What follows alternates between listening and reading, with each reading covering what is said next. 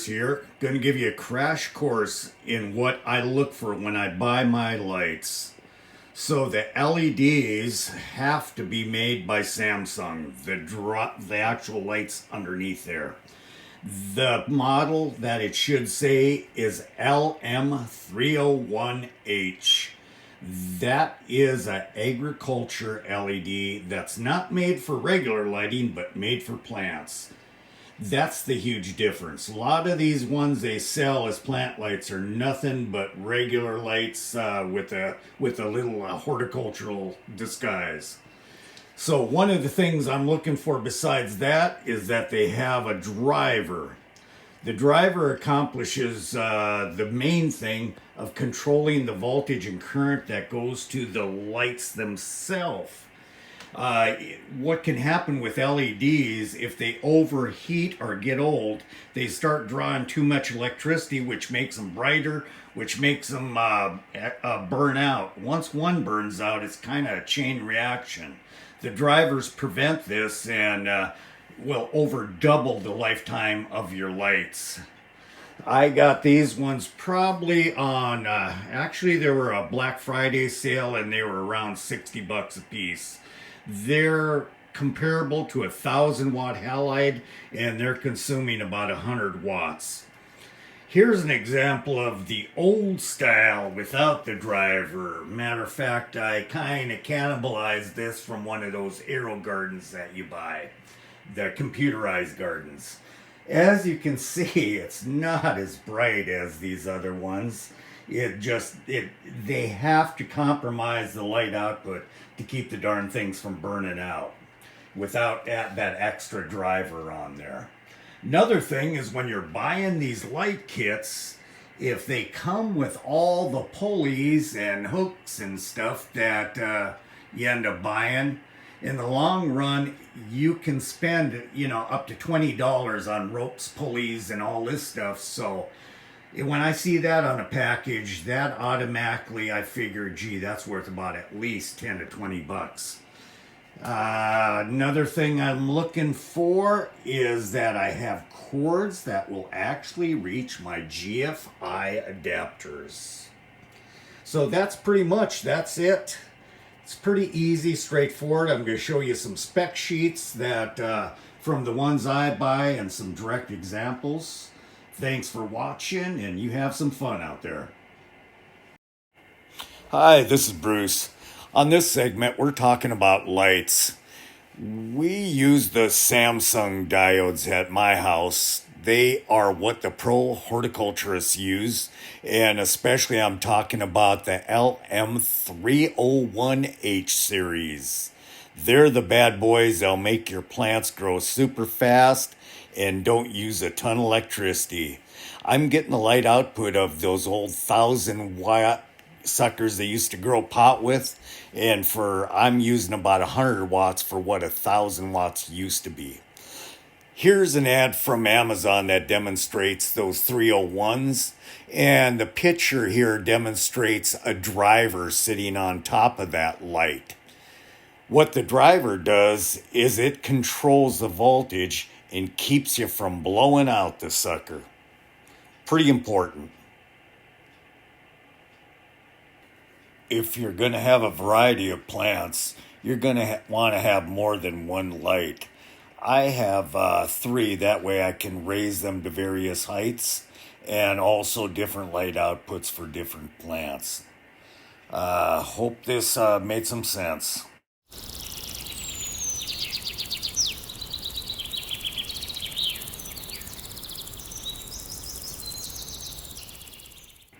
Hi, Bruce here. We're talking containers. The big change is the cloth bags that are now coming out. They're reusable, they're made from recycled material, they are permeable so they let excess water out, and the big thing, they breathe.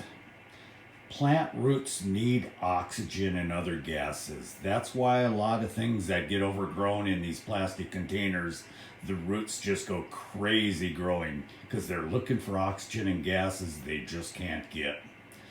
Another thing is when you're planting plants, make sure you leave the soil loose so that air can get in between. That's why when you rototill a garden, it does so good afterwards, because you're loosening up that soil and letting the roots breathe and actually get the gases, the oxygen they need. So anyway, these new bags, they're pretty cheap. I think we're running about $5, I'd say, or less per bag. I'm averaging. These are the Cadillac edition, where they've got an actual viewing where you can check your root conditions. And in the idea of root crops, like this one's beets, potatoes, carrots, you actually have a harvesting flap where you can harvest as they grow without upsetting your rest of your crop. So again, I use this type of bag for my root crops, my carrots, my beets, and especially they're wonderful for the potatoes. Then we're coming on over to my next type of bag. On this one, this one is in the 10-gallon size. 7-gallon, I should say, I'm sorry. The 10-gallon size is actually this lower goodie. I'll be showing you this on some sheets where I bought them from. And anyway, that's one I use that's shorter and bigger for my cellates. Again, it's fabric, it breathes, it's reusable. And I love the handles because you can move these things around. Can even take them outdoors in the summertime once the weather gets good. And then getting to my last type, I use these square bags. I think they're about, mine are a 5-gallon variety, but I'd recommend next time I buy them, I'd go to the 7-gallon. The one thing that's sweet, they are square, so they fit together a little better for, just like I'm doing this two sections of peas. And they also have these little deals where you can actually put a rod up to support your tomatoes, your peas, and climbing things that need support. So that's a great idea for that one. So that's the kind of containers I use. Next thing I'll tell you about is the soil. Pretty much I just use Miracle-Gro potting soil. It has to be potting soil because that has the nutrients added that the gardening soils don't have in it. Also, I get moisture control versions. They keep it where you don't underwater, and you can start your seeds pretty much right from the get-go. Let me show you the moisture control things. I'm gonna find me one of these little, there we go. One of these little pods. So these little guys come in the soil and they absorb the moisture and then release it as the plant needs it. I'm gonna squish it and show you.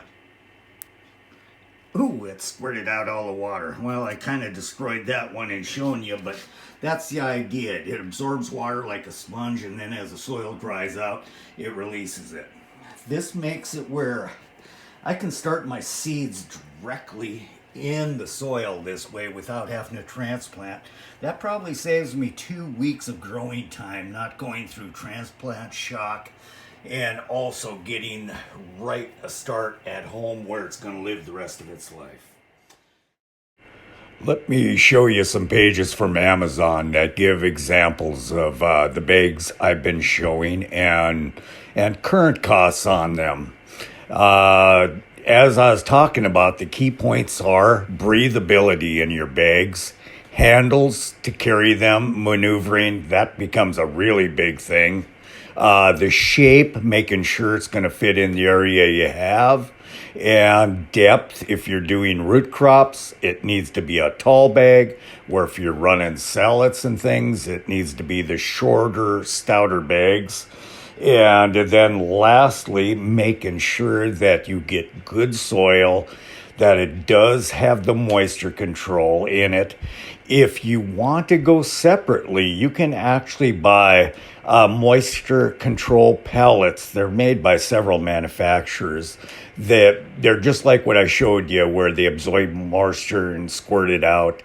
Basically, it's a polyacrylamate substance that you can buy these little crystals and then just add a teaspoon to your soil.